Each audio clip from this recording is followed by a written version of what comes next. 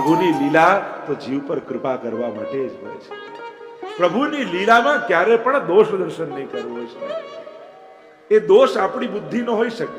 કોઈ ગ્રંથ સમજમાં ન આવે તો આ આપણા બુદ્ધિની અલ્પતા છે. એનાથી એ ગ્રંથ ખોટો નથી થઈ જતો. આપણે શું આ બધું તો ખોટું, અરે તને નથી સમજાતું. કોઈ સમજદાર પાસે શીખ તો બધું સમજાશે. આપણી અલ્પમતીને કારણે મહાન તત્વોને તુચ્છ નહીં માની લેવા, ખોટા નહીં માની લેવા, પ્રભુની લીલામાં શંકા નહીં કરવી.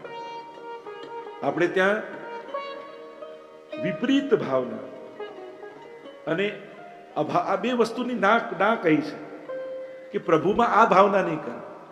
એક છે આ ઠાકોરજી આટલા નાના, આટલો મોટો 56 ભોગ કઈ રીતે આરોગશે, આવી અસંભાવના પ્રભુમાં નહીં કરે. પ્રભુ સર્વસ્વ, મેં પહેલા જ કહ્યું વિરુદ્ધ ધર્માશ્રિતા છે.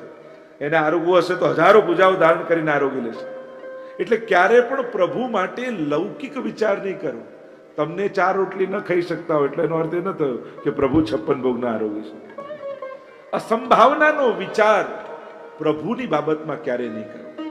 અને ઘણીવાર આપણો સ્વભાવ અને આપણી બુદ્ધિ સેવા કરતા નડી જતી હોય છે. વાર્તામાં નથી પ્રસંગ પેલા કંજૂસના માથે માનસી સેવા ગુસાઈજી આપી અને નથી દૂધ નથી ખાંડ, તોય ખાંડ નાખતા નાખતા માનસીમાં એને એમ થયું કે એક મુઠ્ઠી વધારે પડી ગઈ અને માનસીમાં દૂધમાં હાથ નાખ્યો ખાંડ કાઢવા. ઠાકોરજી હાથ પકડ્યો કે આમાં તારું શું જાય છે, નથી ખાંડ નથી દૂધ, માનસી જ છે. પણ ઘણીવાર સેવા કરતા કરતા સ્વભાવ નડી જાય. સેવા કરવામાં સ્વભાવ પર નિગ્રહ નહીં રાખો ને તો સેવા છોડવાનો વારો આવશે. અને એટલા માટે સેવા કરતી સમયે સેવક બુદ્ધિ ધારણ કરીને જ સેવા કરે. સેવા કરતી સમયે જો વ્યક્તિ બુદ્ધિ હશે ને કે હું આ ડોક્ટર, હું આ એન્જિનિયર, હું આટલો મોટો, હું આવો નામાંકિત, હું આવો સમર્થ, અલૌકિક સેવા કરતા સમયે જો લૌકિક બુદ્ધિનું, લૌકિક ચિંતન, લૌકિક સામર્થ્યને યાદ રાખશો તો સેવામાં વધારે વાર ટકી નહીં શકે. જ્યારે કોઈ એમ કહેશે ને હવે હું સેવા કરવાની, હવે તમે સેવા છોડી એમાં નુકસાન કોને ગયું? ઠાકોરજીને. એ બીજા 10 ઉભા કરશે. તમારા હાથમાં આવેલી સેવા તમારા હાથથી ગઈ. અને એટલા માટે મળેલી સેવા ગુમાવવી નહીં. પણ જો લૌકિક છે સેવક બન્યા વગર સેવા કરશો ને તો સેવામાં બહુ વાર ટકી નહીં શકો. સૌથી પહેલા સેવક બુદ્ધિને ધારણ કરો અને પછી સેવા કરો, તો જ સેવાનો આનંદ લઈ શકશો. માલિક બનીને સેવા થતી નથી. હું ઠાકોરજીને ધરું છું, હું મંદિર ચલાવું છું, હું આ આરોગ આવું છું, હું આ કરું છું, આનાથી મોટી નાદાની બીજી શું? બધાનું કરનારો ઠાકોરજી છે. ઘણી વાર લોકો કે હું નહીં હોઉં ત્યારે ખબર પડશે આ બધું કેમ ચાલે છે. અને એ જતા રહે પછી તો બહુ સારું ચાલે, કારણ કે એ જ નડતો હોય. લોકો ઘરમાં હું નહીં રહું ત્યારે ખબર પડે ઘર કેમ ચાલે છે. કેનારા બધા જતા રહે છે, બધાના ઘર ચાલતા. આ તો પાણીમાં આંગળી નાખવા જેવું છે. પાણીમાં આંગળી નાખો તમને એમ થાય ખાડો પડી ગયો, આંગળી કાઢીને જુઓ તો પાછો ખાડો ભરાઈ જાય. એટલે આ તો આપણું અજ્ઞાન છે. આપણને એમ લાગે કે મારું સામર્થ્ય, ચલાવનારો ઠાકોરજી છે.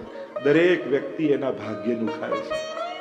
આપણે આપીએ તો એનું હતું એનું જ, આપણે નિમિત્ત બન્યા. એમની માનું કે મારા થકી એનું ચાલે છે. અને એટલા માટે મદદ કરીને પણ મનમાં ઉપકારનો ભાવ આપણે નહીં લાવવો, કારણ કે આપણું ઉપકાર નથી, એના જ ભાગ્યનું એ ખાય છે. આપણે તો નિમિત્ત બન્યા. પણ આપણે નિમિત્ત બનાવે એ ઠાકોરજીનો ઉપકાર આપણે. પણ ક્યારે બી એવું નહીં માનવું, જેને પણ તમે મદદ કરતા હો ક્યારે બી એવું ન વિચારતા કે મારે કારણે આનું ચાલે છે. કારણ કે તમે એક વ્યક્તિને મદદ કરો છો, એના જેવા તો લાખો દુનિયામાં છે. એ બધાને તમે આપવા જાઓ છો તો એનું ચાલે છે કે નહીં? બધાનું ચાલી જ રહેવું છે. અને એટલા માટે ક્યારે પણ કોઈને પણ મદદ કરો ત્યારે એવો ભાવ ન લાવતા સારું થયું હોય તો હું હતો તો સેટ કરી દીધો, પણ તને સેટ કોને કર્યો એ તો ભૂલી જ જાય છે. અને એટલા માટે ક્યારે પણ એવો ભાવ નહીં. સેવક ભાવ ધારણ કરીને જ સેવા કરો તો જ સેવામાં ટકાય અને તો જ સેવામાં આનંદ આવે. મોટા બનીને સેવા થઈ શકતી નથી. અને ભક્તની મોટાઈ શેમાં છે? દાસાનું દાસો ભવિતાસ્મે ભૂયા.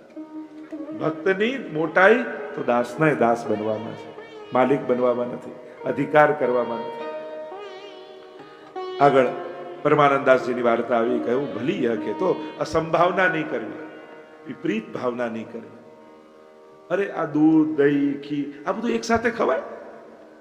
તમે તો મંગળભાવમાં શું દહીએ ધરો, દૂધે ધરો, માખણે ધરો, કોઈ એક સાથે ખાઈ શકે? 5 જાતની વસ્તુ, આવું કઈ રીતે થઈ શકે? તો કે આ વસ્તુથી પ્રભુ નથી, આ તો ભાવાત્મકતા છે. આ કોઈ જુદા જુદા ભાવોથી સામગ્રી છે. પ્રભુ વસ્તુ નહીં, ભક્તોના ભાવનો અંગીકાર કરે છે. એટલે વિવિધ ભાવનાથી સામગ્રી આવે છે. અને એટલા માટે પ્રભુમાં વિપરીત ભાવ નહીં કરે. અનેક પ્રસંગો પણ આપણે ત્યાં કહેવાયા છે. વાર્તા સાહિત્યમાં અનેક પ્રકારના આવા પ્રસંગો આવે છે. આગળ કુમનદાસ ઉપર કૃપા કરી છે. એકવાર સમાચાર મળ્યા કે મોગલ રાજા મંદિરો તોડવા આવી રહ્યો છે. શું કરીએ શ્રીનાથજી? ક્યાંક મંદિરો તોડી જશે તો શ્રીનાથજીને શ્રમ પહોંચાડશે તો. કુંભનદાસે બધા ભેગા કર્યા. શું કરવું, કઈ રીતે કરવું, કઈ રીતે વ્યવસ્થા કરવી? એક પાડો લઈને આવ્યા, ગાડું ભેગું કર્યું, શ્રીનાથજીને બધાએ ઉચકીને એમાં પધરાવ્યા અને કહ્યું કે શું કરીએ? ક્યાંક એવી ઘણી ઝાડી હોય એમાં ઠાકોરજીને છુપાવી દઈએ. અને ટોડકો ઘનો આજે પણ સ્થાન છે. ઘણી બધી કાંટાઓની ઝાડીઓ છે અને ગાડામાં પધરાવી ઠાકોરજીને ટોડના ઘનામાં લઈ જાય. એટલી બધી ગીચ એ સમયે કુમનદાસ આદિ અંદર ઠાકોરજીનું ગાડું ખેંચતા જાય અને એમની બંડીઓ ફસાતી જાય, ઉપરણાઓ ફાટતા જાય, કાંટાઓ લાગતા જાય. પણ એ ટોડના ઘનામાં ચતુરા નાગા નામના ભક્ત રહે. શ્રાવણ મહિનામાં કંકોડા તેરસ આવે ને, ઘણીવાર ભક્તો યાદ નથી રહેતા, પણ વસ્તુ યાદ રહે. લોકો હવે ગુસાઈજીનો ઉત્સવ છે એવું કહેવાનું ભૂલી જાય. અરે જલેબી ઉત્સવ છે. અત્યારે આ ગયા વર્ષે તો પત્રિકામાં ગુસાઈજીનો ફોટો નહીં પણ જલેબીનો ફોટો અને લખ્યું જલેબી ઉત્સવ. મેં કીધું વાહ, તો ગુસાઈજીનો ઉત્સવ, જલેબી તો આરોગાઈએ. અને શ્રાવણ મહિનામાં કચોરી પૂનમ આવે, કંકોડા તેરસ આવે, હા બેંગન દસમી. હા, કૃષ્ણદાસભાઈને સારો ખ્યાલ છે. બીજું કઈ કોઈ આવા તો ઘણા આપણે ત્યાં એટલે રીતની સામગ્રી આપણે ત્યાં આવતી હોય છે. પણ એ સમયે ભક્તો, હું તો કહું અન્નકૂટના દર્શન કરો ને, એક એક સામગ્રીમાં વૈષ્ણવને જો. અરે આ છોલા તો પદ્મનાભદાસજી ધરતા, અરે આ સકડી તો આણે આરોગાવી, આ દૂધ તો નરો પાવા જતી હતી, આ બેંગનનું શાક રામદાસ સંભલવાળાની વાર્તા, એક એક આંબાની કુમનદાસજીની વાર્તા કેવા આરોગાવી દીધા ઠાકોરજી. એક એક સામગ્રીને તમે જુઓ. આ ખીર, આ તો નારાયણદાસજી કેવી ગરમ ખીર ઠાકોરને ધરી હતી. એક એક સામગ્રીને જોશો ને તો એક એક વૈષ્ણવ યાદ તમને આવશે. એ અન્નકૂટ પણ તમારો ભાવાત્મક લાગશે. આપણે ત્યાં તો એના પાત્રોનો પણ ભાવ છે કે સુવર્ણના, ચાંદીના, આદિના, તો એ જુદા જુદા ભગવદી, જુદા જુદા વ્રજભક્તોના ભાવથી એવું વાર્તા પ્રસંગમાં કહેવામાં આવે. અને એટલા માટે જ્યારે ચતુરા નાગા સાધુઓનું ટોળું વર્ષોથી ત્યાં પ્રતીક્ષા કરતા, શ્રીનાથજીની સેવા અમને ક્યારે મળે? અને કહેવાય છે કે એ સમયે બીજું તો કોઈ સામગ્રી ન મળી, ખબર પડી કે શ્રીનાથજી પધારી રહ્યા છે, તો એ કાંટાઓની ઝાડમાં કંકોડાના છોડ હતા. એટલે કંકોડાઓ તોડી વેલમાંથી અને ભેગા કર્યા અને ઠાકોરજીને કંકોડા આરોગાવ્યા.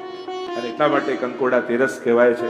ચતુરા નાગાનો ઉત્સવ એમ લખેલું હોય છે કે એમના પર ઠાકોરજીએ કૃપા કરી. અને જો એકમ ભગવત કાર્ય બહુ અર્થનાંત સાધક. પ્રભુનું એક કામ કેટલા અર્થોને સિદ્ધ કરનારું હોય છે. એમ લાગે કે યવનનો ઉપદ્રવ થયો એટલે શ્રીનાથજી ગયા, પણ શ્રીનાથજીનો તો મનોરથ કંઈક જુદો છે. કંકોડા આરોગ્યા છે અને ત્યાંથી આગળ જતા ગયા એક સુંદર રાસ ચોતરો દેખાયો. બધાને આશ્ચર્ય થયું, અરે આ તો રાસસ્થલી છે, શ્રીનાથજી બાબા અહીંયા પધાર્યા છે.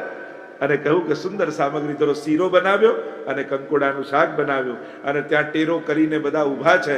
ઠાકોરજી અને સ્વામીજી વ્રજભક્તો ત્યાં પ્રગટ થયા છે. શ્રીનાથજી બાબા બિરાજમાન છે અને ટેરો કર્યો અને અંદરથી શ્રીનાથજીએ આજ્ઞા કરી કે કુંભન કછું કીર્તન ગાઓ. અને હવે તો પિત્તો ગયો કુંભનદાસ. આ કપડા ફાટ્યા, ચીરા પડી ગયા છે, લોહી લુહાણ થયા છે અને આમને રાસ સૂજે છે. સામગ્રી આરોગતા કીર્તન ગાવાનું કે છે. અને કુંભનદાસને થયું હવે કીર્તન ગાવું. ભાવે તો હે ટોડકો ઘનો, તને આ કુંજ લતા બતા નથી ગમતી, આ કાંટાની ઝાડી ગમે. કુંભનદાસ પર તો ઘણી કૃપા શ્રીનાથજી બાવાની થઈ. પહેલા તો એમ થતું કે શ્રીજીને જગાડવા કુંભન કીર્તન ગાય ને શ્રીનાથજી જાગે ને કુંભનદાસજી કીર્તન ગાય. અને હવે તો શ્રીનાથજીને એવી આસક્તિ થઈ કે કુંભન ગાય તો શ્રીજી જાગે. એકવાર ગુસાઈજીના બાળકોને એમ થયું કે કુંભનદાસ શ્રીનાથજીની સન્મુખ તો સુંદર કીર્તન ગાય, પણ એકવાર ગોકુલ એમને લઈ જઈએ અને ત્યાં નવનીત પ્રિયાજીની સન્મુખ એમને ગવડાવીએ. શું યુક્તિ કરવી? શ્રીનાથજી છોડીને તો બહાર જતા નથી, એટલે યુક્તિ કરી ગુસાઈજીના બાળકોએ. કુંભનદાસજી જતા હતા, રાત્રિનો સમય શયન કરીને નીકળ્યા અને એ સમય આવી ગયા લાલજી અને વાત કરવા લાગ્યા, કુંભનદાસ, પ્રભુની તો અનેકવિધ લીલાઓ થાય છે ને. હા, પ્રભુની તો અખંડ લીલા છે. ઘણીવાર ઠાકોરજી સ્વામીજીના શૃંગાર કરે અને ઘણીવાર સ્વામીજી ઠાકોરજીના શૃંગાર કરે. તો શું એવું ક્યારે બન્યું હોય કે શૃંગાર કરતા કરતા કોઈ કૌતુક થયું હોય? અને કુંભનદાસનું પ્રશ્ન કરતા ચિત્ત લીલામાં જતું. હા હા, એક બાર એસો ભયો લાલન. અને પછી પ્રસંગ કહેવા લાગ્યા.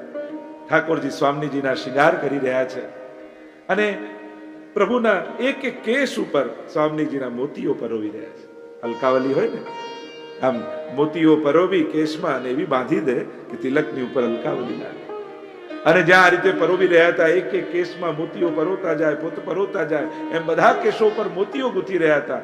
એટલામાં કઈક એવી વાત નીકળીને સ્વામીજી વળીને ઠાકોરજીને જોયું, બધા જ મોતીઓ ખરી પડ્યા અને બધી જ ગોપીઓ એક એક મોતીઓ વીણવા માટે પાછી વ્રજમાં લાગી ગઈ. અને આમ વાત કરતા કરતા હાથ પકડીને ગુસાઈજીના લાલજી એમને ગોકુલ તરફ લઈ જવા લાગ્યા. જતા જાય જતા જાય જતા જાય જતા જાય, યમુનાજીનો તટ આવ્યો અને નાવમાં જ્યાં બેસાડવા ગયા ત્યાં તો સવાર પડી. અને સવાર થતા જ કુંભનદાસને થયું, અરે મારા ઠાકોરજીને જગાવવાની સેવા દે. દોડ્યા કુંભનદાસ પાછા શ્રીજી તરફ. અને અહીંયા તો મંગળાનો સમય થઈ ગયો. શ્રીનાથજી બાબા પ્રતીક્ષા કરે અને મુખિયાજી જાગે, અપરસ કરવા જાય, છોવાઈ જાય અપરસ.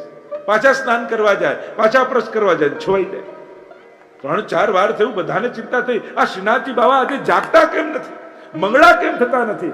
આટલી અવેર થઈ ગઈ ને પ્રભુ આ કઈ લીલા કરી રહ્યા છે? અને ત્યાં તો કુંભનદાસ દોડતા દોડતા આવ્યા અને જ્યાં સન્મુખ બેસીને જગાવવાનું પદ ગાયું ત્યાં જ શ્રીનાથજી બાબા જાગી ગયા. કહ્યું કે જેમ તને મારી આસક્તિ છે, તને મારા વગર નથી ચાલતું, એમ મને પણ તારા વગર નથી ચાલતું. આપણે ત્યાં તો કેટલા પ્રસંગો આવે છે. નવનીત પ્રિયાજીની ગજ્જન ધાવનની પણ વાર્તા આવે. બીડા લેવા માટે મોકલ્યા અને શ્રીનાથ નવનીત પ્રિયાજી કે જ્યાં સુધી મારો ગજ્જન નહીં હું ભોજન નહીં કરું. અને પેલા તો ત્યાં મૂર્છિત થઈને પડી ગયા, મારા પ્રભુથી હું દૂર થયો. અક્કાજી પછી મોકલ્યા હતા અને મહાપ્રભુજી સમજાવ્યા કે આમને ક્યારેય નવનીતલાલથી દૂર ન કરતા. આવા ભગવદીઓના ચરિત્ર શ્રીનાથજીના ચરિત્ર સાથે જોડાયેલા છે. કુંભનદાસ રોજ શ્રીનાથજી બાબા પધારે કુંભનદાસને ત્યાં. અને એકવાર કુંભનદાસ બેઠા હતા અને શ્રીનાથજી બાબા આવ્યા. કુંભન, અરે બાબા પધારો. गोद में बेसाड्या. तो मुझको बहुत भूख लगी है, तेरे घर में सामग्री है? हाँ लालन, आपको कहा भावे? कि टेटी को साग, बेजर की रोटी, दही और संधान. अरे लालन, ये तो घर में ही सिद्धेश्वरी जी बाप. तुरंत लईने आवीने એટલામાં માનસિંહ રાજા આવી ગયા. ઠાકોરજી દોડીને વૃક્ષ પાછળ સંતાઈ ગયા. માનસિંહે જોયું કે આટલા મોટા ભગવતીને આવી અવસ્થામાં. અરે તમે કહો તો 12 મહિનાનું અનાજ ભરાવી દો, તમે કોઈ તમારા ઘરમાં. અરે અમારા તો 2 બનિયા છે, એક ટેટીનું વૃક્ષ છે, એક બોરનું વૃક્ષ છે. એક ઉનાળામાં ફળ આપે, એક શિયાળામાં આપે. અમારું તો બધુંય ચાલે. કઈ નહીં તો આ સોનાની આરસી તો રાખું. કુમનદાસ કહે, જેનાથી મારું મન શ્રીજીથી હટે એવી કોઈ વસ્તુ મને મારી પાસે ન જોઈએ.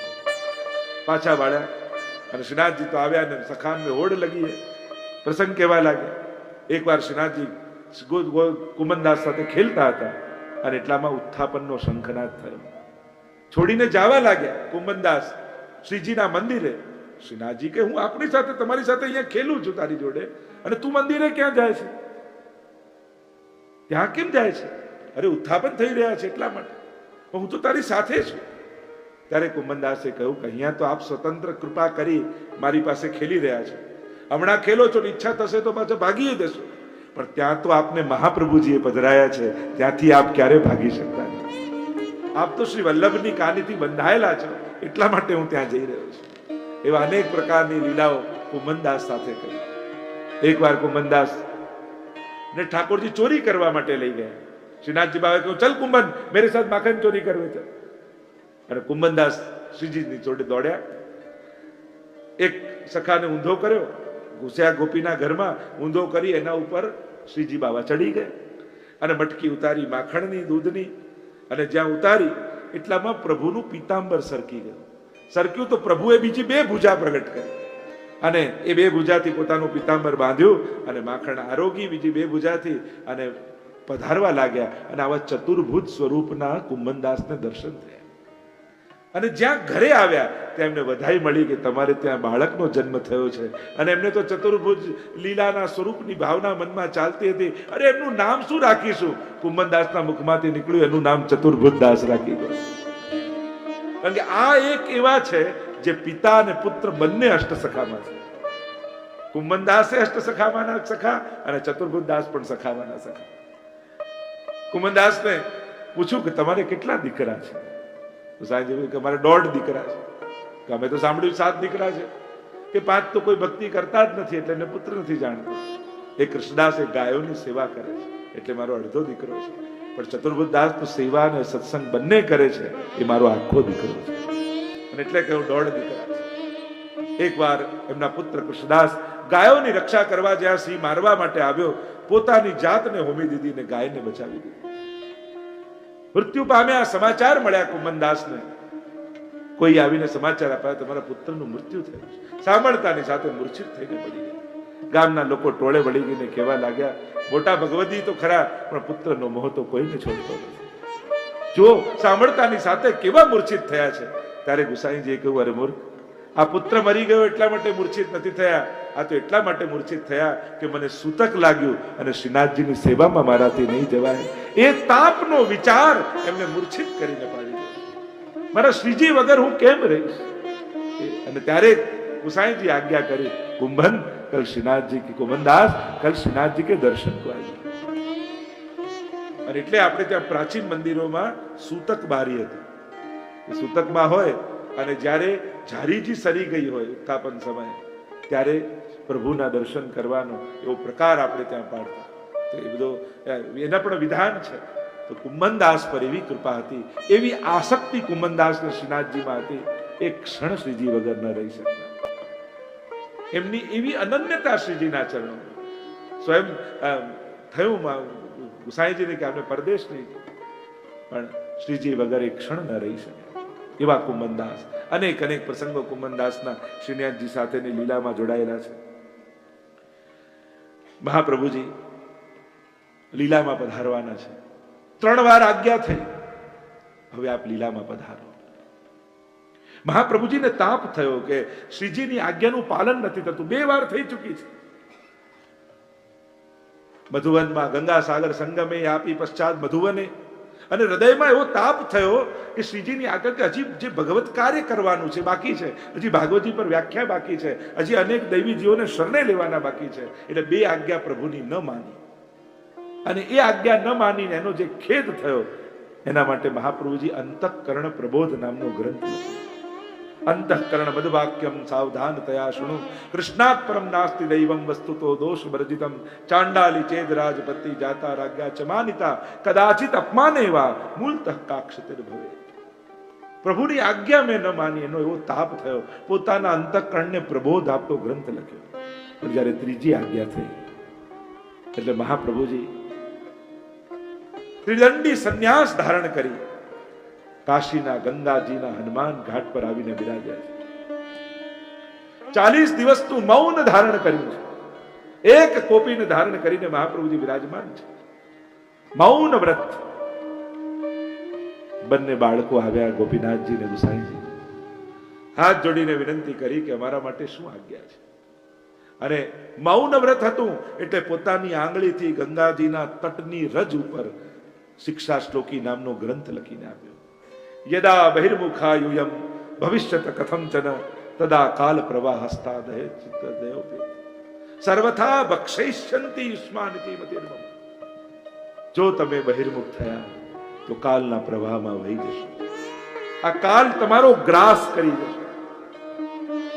પ્રભુની સન્મુખતા અને ત્યારે 1.5 શ્લોક સ્વયં ઠાકોરજી ત્યાં પ્રગટ થયા. મયી ચેદસ્તિ વિશ્વાસ શ્રી ગોપીજન વલ્લભે તદા કૃતાર્થા યુયમ હિ શોચનીયમ ન કરી છે. જો મુજ ગોપીજન વલ્લભ શ્રીનાથજીમાં તમને વિશ્વાસ છે તો આ કાલ પણ તમારું કાંઈ બગાડી નહીં. એવું અભય વચન શ્રીનાથજી એ સમય આપ્યું. 40 દિવસ પૂર્ણ થયા છે. રથયાત્રાનો દિવસ આવ્યો છે. પ્રભુની આજ્ઞા થઈ છે, હે શ્રી વલ્લભ, આપનો વિરહ મારાથી સહન થતો નથી, આપ હવે લીલામાં પધારો. અને ગંગાજીના એ હનુમાન ઘાટની એક એક સીડીઓ ઉતરતા ઉતરતા મહાપ્રભુજી કટી સુધીના જલ સુધી પધાર્યા. દ્રષ્ટિ ઊંચી કરી જ્યાં નિત્ય લીલામાં બિરાજતા પ્રભુનું સ્મરણ કર્યું છે, એ તેજ પુંજ નીકળ્યું મહાપ્રભુજીમાંથી, અને તેજ પુંજ શ્રી ઠાકોરજીના હૃદયમાં જઈને પ્રવેશ કરી ગયો. બોલો વલ્લભાધીશ કી જય. હજારો લોકો હનુમાન ઘાટ પર ભેગા થયા છે, મહાપ્રભુજીની આ દિવ્ય લીલાના દર્શન કર્યા છે. એ લીલાને આપણે ત્યાં આસુર વ્યામોહ લીલા કહેવાય છે. આસુરી જીવોને મોહ પમાડે એવી લીલા દૈવી જીવો માટે તો આજે પણ મહાપ્રભુજી એમ જ ભૂતલ પર બિરાજેલા છે. દરેક વૈષ્ણવનું હૃદય એ મહાપ્રભુજીની બેઠક જ છે. કોઈ એક વૈષ્ણવને જલ પીવડાવો ને તો એ મહાપ્રભુજીની ઝારી ભર્યાનું પુણ્ય તમને મળે છે. દરેક વૈષ્ણવના ઘટ ઘટમાં શ્રી વલ્લભ બિરાજમાન. એટલે જ આગળ ભગવાન દાસ આદિની વાર્તામાં આવે ને, કોઈ વૈષ્ણવ ગયા ને પૂછ્યું કે તમે છેલ્લા દર્શન કરવા ના આવ્યા મહાપ્રભુજી? કે મહાપ્રભુજી ક્યાં? એ તો લીલામાં પધારી ગયા. હસવા લાગ્યા, મારા વલ્લભ તો ક્યાંય નથી ગયા. અરે હું મારી આંખે જોઈને આવ્યો કે એ તો નિજધામ પધાર્યા છે. એવું આવો મારી સાથે. મહાપ્રભુજી એમને ત્યાં મુકામ કરતા લઈને આવ્યા અને કહ્યું આ દ્વાર ખોલો. જ્યાં ખોલ્યું દ્વાર, જોયે તો મહાપ્રભુજી ત્યાં સંધ્યા વંદન કરી રહ્યા, સાક્ષાત શ્રી વલ્લભના દર્શન કર્યા અને કહ્યું એ તો આસુરી જીવો માટે મહાપ્રભુજી પધાર્યા, દૈવી જીવો માટે પણ આજે પણ પ્રગટ બિરાજમાન છે. 6 સ્થાન પર મહાપ્રભુજી નિત્ય છે. એમની બેઠકમાં, વંશમાં, ગ્રંથમાં, પાદુકામાં, માલામાં, હસ્તાક્ષરમાં, આટલા સ્થાનોમાં શ્રી મહાપ્રભુજી આજે પણ પ્રગટ સ્વરૂપે વિદ્યમાન છે. મહાપ્રભુજી લીલામાં પધાર્યા છે. ગોપીનાથજીના માથે સેવા બિરાજમાન થઈ છે અને શ્રી ગોપીનાથજી પ્રભુની બધી જ વ્યવસ્થા સંભાળી રહ્યા છે. અલ્પાયુમાં લીલામાં પધાર્યા ગોપીનાથજી. એમના પુત્ર પુરુષોત્તમજી પણ લીલામાં પધાર્યા. ગુસાઈજીના માથે શ્રીનાથજીની સેવા પધારી અને ગુસાઈજી એવા લાલ રડાવે છે શ્રીનાથજી બાવાને. અનેક અનેક પ્રસંગો ગુસાઈજી સાથેના. નિત્ય ગોકુલમાં ગુસાઈજી બિરાજે અને ત્યાં નવનીત લાલની સેવા કર્યા પછી રોજ અશ્વ પર સવાર થઈ અને શ્રીજી દ્વાર પધારે. રોજના વસ્ત્ર, શિંગાર, માલા આદિ બધું જ ફૂલ ફેંટે ભર્યા, ફૂલની માળા ફેંટમાં ભરી હોય અને અશ્વ પર સવાર થઈ. તરંગ ચાલે વાયુ વેગે ઉતાવળો, જેમ નૌકા ચાલી સિંધુ. એક નાનકડી નૌકાને એમ થાય આ ક્યારે સાગરને પાર કરીશ, એમ ગુસાઈજીને પણ એક એક ડગલું એવું લાંબુ લાગે કે ક્યારે ગિરિરાજ પહોંચીશ, ક્યારે ગિરસિંહજીને મળીશ. અને ત્યાં શ્રીનાથજી પણ આપની પ્રતીક્ષા કરતા. રોજ ગુસાઈજી પધારે અને અશ્વ પર સવાર થઈ અને શ્રીજી દ્વાર પધારે અને ત્યાં શ્રીનાથજી પ્રતીક્ષા કરતા હોય ક્યારે ગુસાઈજી આવશે અને મારા શિંગાર ધરશે. રોજ સુંદર શિંગાર શ્રીનાથજી બાવાને ધરે, હસ્તમાં વેણું આપે અને દર્પણમાં છાતીએ લગાડે, નાચગો ગાદીનો ક્રમ કરે અને પાછા પાછા ગોકુળ કરે. શ્રીનાથજી બાબા દોડીને હાથ પકડે, કાકાજી મને છોડીને ન જાઓ, કાકાજી જલ્દી પધારજો. અને ગુસાઈજી આશ્વાસન આપે હું જલ્દી આવીશ. એસી પ્રીત કહું નહીં દેખી, વલ્લભ સુત નંદ સુત જૈસે. દુનિયામાં પ્રેમના ઉદાહરણો ઘણાય જોયા, પણ ભગવદીઓ કહે ગુસાઈજીની અને શ્રીનાથજીનો જેવો પ્રેમ છે એવો પ્રેમ તો દુનિયામાં મેં ક્યાંય. આ રીતે શ્રીનાથજી બાવાને લાલ લડાવતા રહ્યા.